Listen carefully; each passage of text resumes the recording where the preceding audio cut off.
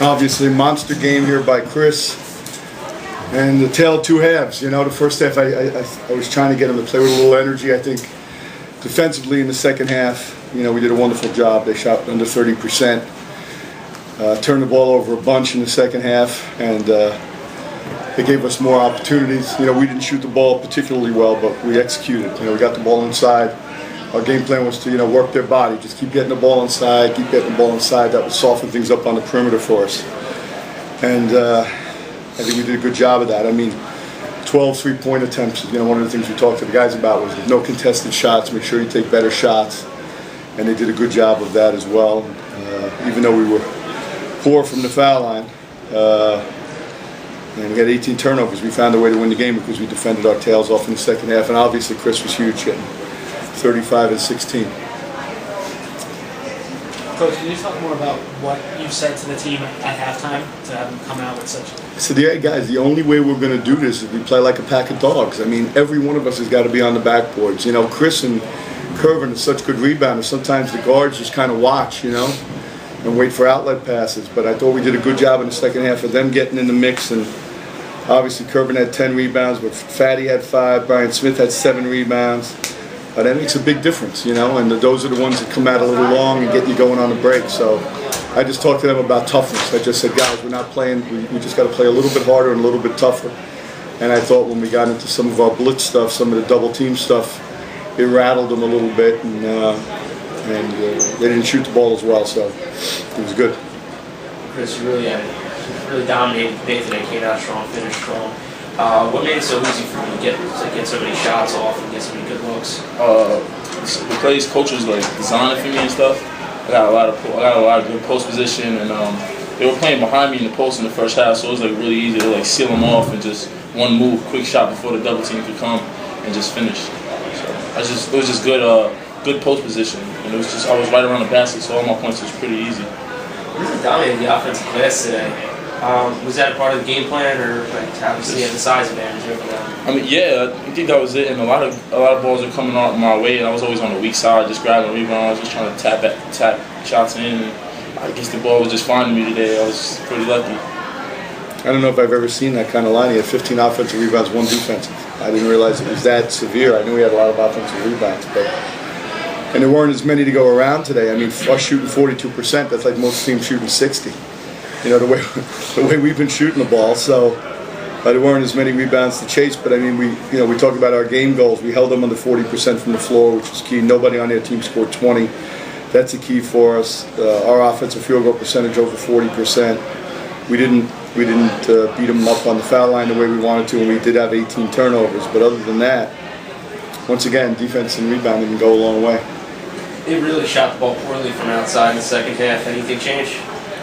Oh, I think we just sped them up. You know, their rhythm in shooting the ball, because they were trying to do everything off double teams and then hard closeouts. And the way they shot it in the first half, you know, I mean, it was like Duran. We just said run at him, make him put it on the ground, because he'll keep drilling those threes. You know, so make him put it on the deck and see if we, you know, force him to get twos in traffic. So that's kind of what we did.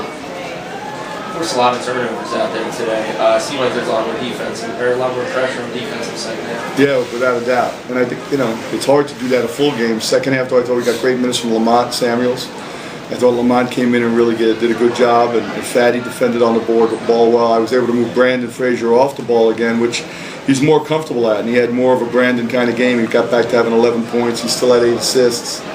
So, you know, that's the way we're going to do it moving forward. Now we just got to watch the scoreboard and see what happens with GW, and then go play. You know, Rhodey at home is going to be a dogfight, man. You know, we're both battling, and if we can get that one, and who knows what happens in this house. I mean, this place is magic. The place is jumping in white today, and we're going to have to make it a whiteout again. Whiteout 2 next Saturday, I guess, or something, but it was awesome.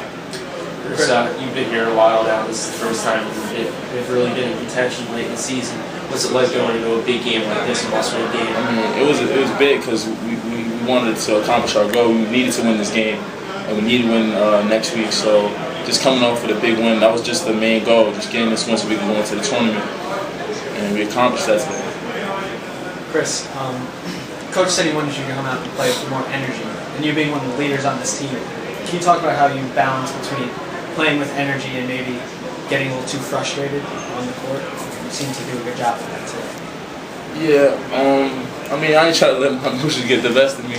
I mean, sometimes, and I was just playing really competitive. I hate to lose, and like, I mean, I was just playing hard. Just wanted to win this game. I really want to go to the A10 tournament. I've never been there, and I think this is a big opportunity for us to do it. And we needed to beat them, and that was just my mindset the whole game, like just beating this team. That was my teammates' mindset, so we just came out with the win.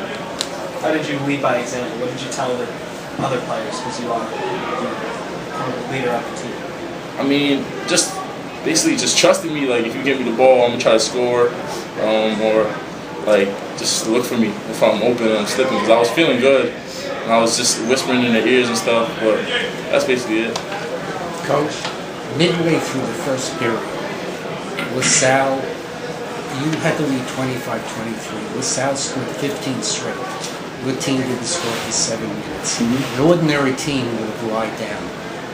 How do you get them to go past even such a thing? Yeah, well, we never, we've had those stretches, and that's been our problem throughout the year. Being a young team, having that little, it's hard for young players to understand. It's 2 or 3 minutes.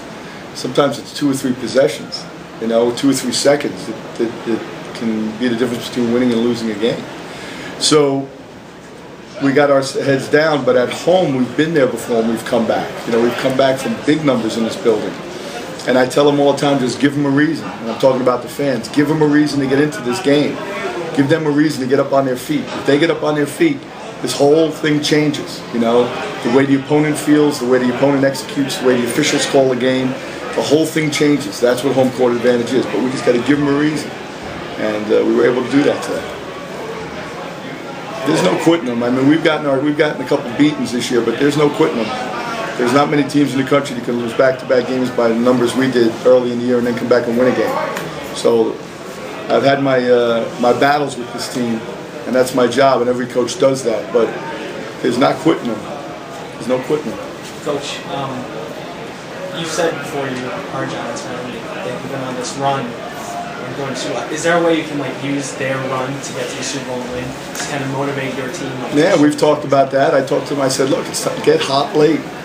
In every sport, get hot late. And you see teams that get rolling going into the playoffs or into a tournament. Obviously, we've seen it in the past with teams in the NCAA tournament. You see it in football. You see it in hockey. It's in baseball. Just get hot late, And now look, we just won our first game in quite a while. I wouldn't say we're hot. We're hot today. Let's go see what we can do on Wednesday. And if we can keep rolling off this, magic, man. Magic's happens. Yeah, magic's happened before, and it can happen again. So. We would take tomorrow off and rest our bodies and back to work on Monday and get ready for Rhode Island. Chris, you didn't start the game against St. Bonaventure the other day. Was there any kind of message that you would have come out here with a little bit extra energy? Yeah, I mean, I think Nicholson got the best of me, and I just wanted to use that. I was carry over from that game. I just had a chip on my shoulder, and I wanted to take it out on the Salle and get this win. I was thinking about that the whole day yesterday. That's how bad I played individually against him. So I just wanted to come out and take it out on them to get the win.